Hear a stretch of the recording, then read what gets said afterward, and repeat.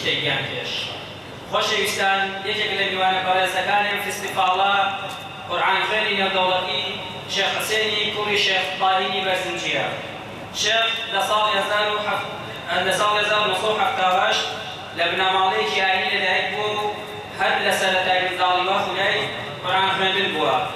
لە ئێستادا خاوەنی مۆڵەتی قورئان خوێندنە لە قیراءەتی ئیمام حەفظ العاصم، هەروەها خاوەنی بەڵانامی دیپلۆمە لە زمانی عەرەبی و بەکارهێنەوە لە زانستە ئیسلامیەکاندا. شێخ حوسێن بەشداری چەندین پێشبڕکێی نێودەوڵەتی قورئان خوێندنی کردووە. لەوانە لە ساڵی 2013 لە پێشبڕکێی ساباتی نور پلەی دووەمی لەسەر ئاستی هەر چاپارچەی کوردستان بەدەستهێناوە. ساڵی 2014 لە پێشبڕکێی ئینە للمتەقین مەفازا بە بەشداری زیاد لە 60 وڵات لە وڵاتی ئێران پلەی پێنجەمی بەدەستهێناوە.